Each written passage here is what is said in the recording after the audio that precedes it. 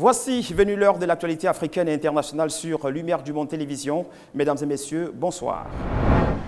Au sommaire de votre journal, l'armée sud-africaine a entamé vendredi les premières étapes préparatoires au large de ses côtes pour des exercices navals controversés avec la Russie et la Chine qui suscitent l'inquiétude sur la scène internationale dans le contexte de la guerre en Ukraine. Et puis la terre a de nouveau tremblé en Turquie et en Syrie. De nouveaux séismes de magnitude 6.4 et 5.8 ont respectivement secoué hier lundi 20 février le nord de la Syrie et le sud de la Turquie, bilan plus de 47 morts. Religion aux États-Unis, l'université chrétienne d'Asbury à Villemort dans le sud-est du pays connaît depuis le vendredi 10 février un réveil spirituel. Le traditionnel culte des étudiants de la dite université continue depuis lors et a atteint la barre des 100 heures de prière. On en parle dans votre journal. Encore une fois, soyez les bienvenus à ce temps d'information sur Lumière du Monde Télévision. L'armée sud-africaine a entamé vendredi les premières étapes préparatoires au large de ses côtes pour des exercices navals controversés avec la Russie et la Chine qui suscitent l'inquiétude sur la scène internationale dans le contexte de la crise russo-ukrainienne. L'Afrique du Sud a lancé vendredi 17 février les premières étapes préparatoires d'un exercice naval conjoint avec la Russie et la Chine. Prévu de longue date, l'exercice naval MOSI 2, qui signifie fumée en langue soto, implique plus de 350 militaires sud-africains et doit se poursuivre jusqu'au 27 février au large de Durban. L'exercice naval conjoint de la Chine, de la Russie et de l'Afrique du Sud est très enrichissant, avec une douzaine de disciplines telles que la lutte contre la piraterie, la défense aérienne et l'atterrissage d'hélicoptères sur des navires de chaque pays. Cet exercice aidera nos trois pays à approfondir leur confiance mutuelle, mais aussi leur coopération en matière de sécurité maritime pour contribuer davantage à la paix mondiale. Le moment choisi pour ces exercices militaires avec la Russie et la Chine n'est pas du goût des Occidentaux à l'approche de la date qui marque le début de la guerre en Ukraine. L'Afrique du Sud a affirmé adopter une position neutre refusant de condamner Moscou. Pour Pretoria, il ne s'agit que d'un exercice classique avec ses alliés du BRICS, que sont la Russie et la Chine. Alors qu'un cessez-le-feu a débuté le vendredi 25 novembre dernier à 18 h, des combats ont été signalés jeudi à plusieurs dizaines de kilomètres de Goma. Nous sommes en République démocratique du Congo, précisément à Kirima, à l'extrême ouest du territoire de Rutshuru. Ces affrontements ont opposé les rebelles du M23 à l'armée régulière congolaise. La force régionale censée s'assurer du retrait du M23 ne parvient toujours pas à convaincre de son efficacité. Image.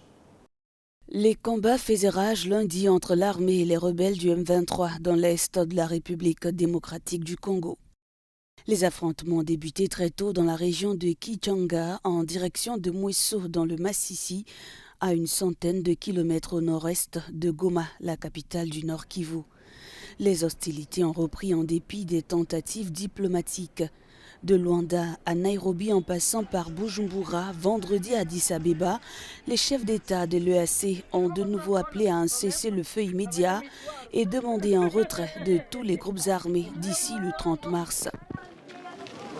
Sur le terrain, une force régionale censée s'assurer du retrait du M23 ne parvient toujours pas à convaincre de son efficacité et elle attise la colère de la population. Tout comme la mission des Nations Unies accusée d'inefficacité et de complicité depuis plus de 20 ans de présence. Toujours sur le continent africain, au Burkina Faso, d'intenses combats ont opposé les soldats burkinabés à un groupe armé terroriste entre Oursi et Déou dans la province d'Oudala. C'est dans la région du Sahel du pays. Le bilan provisoire de ces combats est lourd, d'au moins 51 soldats tués selon l'état-major général des armées burkinabées. Un officier et un civil ont été tués par l'explosion d'un engin improvisé lundi à un poste de contrôle policier dans l'ouest du Mali, pays confronté à des violences djihadistes. 7 personnes ont également été blessées dans cette attaque sur la route de la Mauritanie. Le 7 février dernier, 2 policiers et un gendarme malien avaient été tués dans l'attaque d'un poste de contrôle par des djihadistes présumés dans la même région. Toujours sur le continent africain, N'Djamena, la capitale tchadienne, a abrité ce mardi 20 février une réunion du G5 Sahel. Le Burkina Faso, le Niger et le Tchad, des pays hôtes, ont discuté sur la question des menaces transnationales. C'est le premier sommet extraordinaire de cette organisation régionale. Il s'est tenu sans le Mali qui avait claqué la porte en mai 2022. Volonté des pays membres du G5 Sahel de réaffirmer leur détermination à redynamiser le G5 Sahel. Ça, c'est la première volonté. Et la deuxième, c'est de regretter et prendre acte du fait que le Mali s'est retiré du G5 Sahel et en même temps remercier les partenaires pour tout l'appui qu'ils ont apporté jusqu'à là au G5 Sahel et en espérant que cette nouvelle dynamique puisse faire en sorte que le G5 Sahel puisse sortir de l'impasse qu'il a connue depuis 2-3 ans. L'île Maurice, visitée par un déluge hier lundi 20 février, un violent cyclone tropical baptisé Freddy a balayé les rues de l'île. Les autorités ont émis un avertissement de cyclone de classe 3, notant qu'une dizaine de tempêtes traversent chaque année le sud-ouest de l'océan Indien pendant la saison cyclonique qui s'étend de novembre à avril. L'île Maurice a été balayée lundi vers 17 h par les pluies au passage du cyclone tropical Freddy. Il est passé au plus près à environ 120 km au nord de l'île, selon les services météorologiques. Une heure plus tard, il était centré à environ 240 km au nord-ouest. Les autorités ont émis un avertissement de cyclone de classe 3, ce qui a entraîné l'arrêt de tous les services publics et privés comme les commerces, les banques et les stations essence. La bourse de Maurice était également fermée. Les services de santé et de sécurité comme la police et les pompiers continuaient, eux, de fonctionner. L'aéroport de Maurice a été fermé tôt ce lundi, selon son site internet. Une dizaine de tempêtes ou cyclones traversent chaque année le sud-ouest de l'océan Indien de novembre à avril. Le cyclone Freddy est attendu à Madagascar mardi soir avec des vents autour de 175 km/h et des rafales de 200 km/h au moment de l'impact. La terre a de nouveau tremblé en Turquie et en Syrie. De nouveaux séismes de magnitude 6,4 et 5,8 ont respectivement secoué hier lundi 20 février le nord de la Syrie et le sud de la Turquie. Bilan, au moins 3 morts en Turquie selon le ministère turc de l'Intérieur et 47 blessés en Syrie selon les secours. Notons que le 6 février dernier, un séisme a fait plus de 45 000 morts dans les deux pays. Cet immeuble avait résisté au tremblement de terre du 6 février. 2 semaines plus tard, jour pour jour, le double séisme qui a touché la province d'Hatay ne l'a pas épargné. Une première secousse de magnitude 6,4 a d'abord été ressentie par les habitants. 3 minutes plus tard, une autre de magnitude 5,8 a continué de semer la peur dans le sud de la Turquie. J'étais devant l'immeuble. La route bougeait comme des vagues. L'immeuble bougeait en faisant des allers-retours. Les voitures allaient de gauche à droite, ça nous a coupé les jambes. Aujourd'hui, après chaque secousse, les habitants ont un réflexe, se réfugier à l'extérieur et fuir leur domicile, situés dans des immeubles qui ne leur paraissent plus sûrs. Même chose en Syrie comme ici à Azaz, dans le nord du pays. Plusieurs familles se sont réfugiées dans leurs véhicules ou au centre de grandes places épargnées par les effondrements d'immeubles. Si nous continuons à vivre dans cette peur et s'il y a d'autres répliques, nous resterons dans des tentes. Nous chercherons un abri jusqu'à ce que la situation se calme. Dans la soirée de lundi, des répliques des séismes ont été ressenties, alors que la Turquie et la Syrie n'ont toujours pas fini de compter leurs morts après le tremblement de terre du 6 février. Discours annuel à la nation du président russe Vladimir Poutine ce mardi 21 février devant un parterre de plusieurs autorités russes.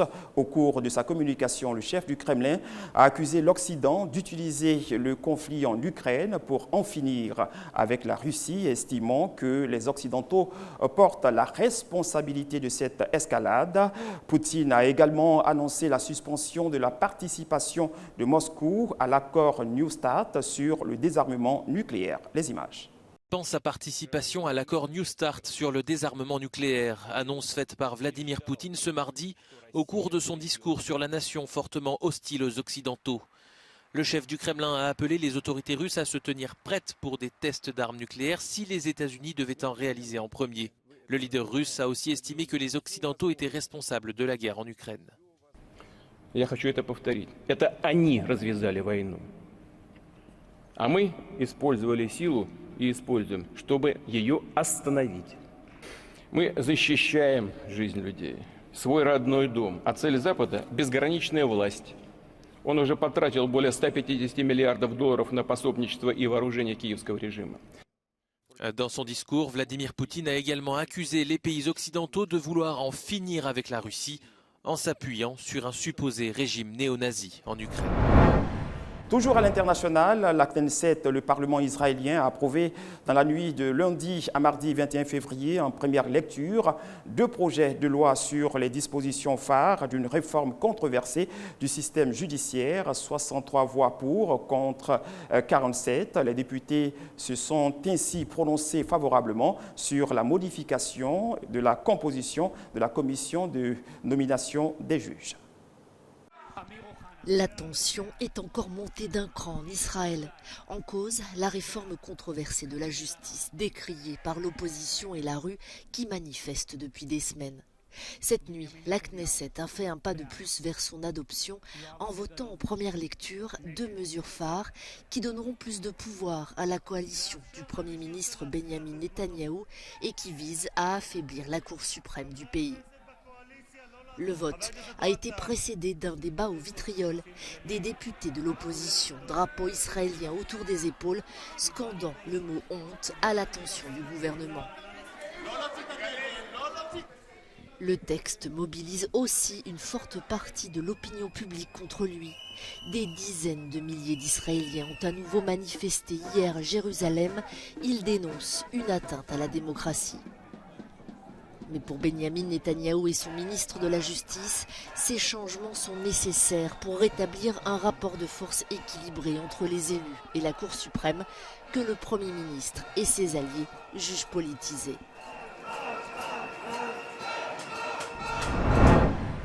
Et nous ouvrons à présent la page religion de votre journal. Aux États-Unis, l'université chrétienne d'Asbury à Wilmore, dans l'État de Kentucky, situé dans le sud-est du pays, connaît depuis le vendredi 10 février dernier un réveil spirituel. Le traditionnel culte des étudiants de la dite université avait pourtant démarré normalement, mais figurez-vous que ce temps de prière n'a pu s'arrêter. Il continue jusqu'à l'heure actuelle et atteint la barre des 100 heures de prière. Yann Sako.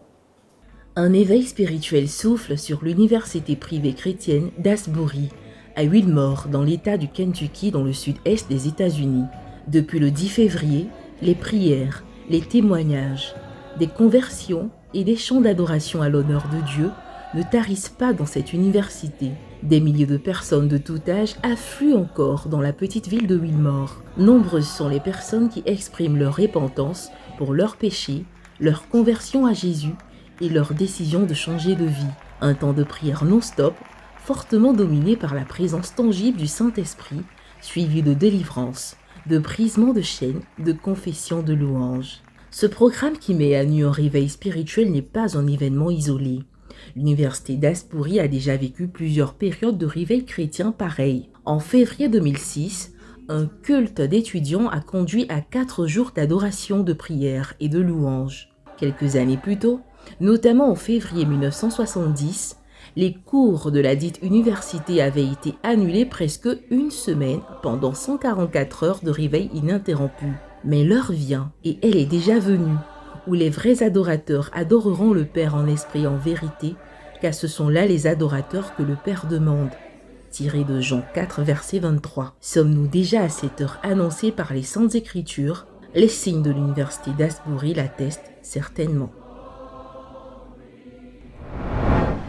Voilà, c'est ici que se referme ce temps d'information sur Lumière du Monde Télévision. Nous avons pris comme des traditions beaucoup de plaisir à vous le présenter. Merci, bonsoir, Dieu vous bénisse.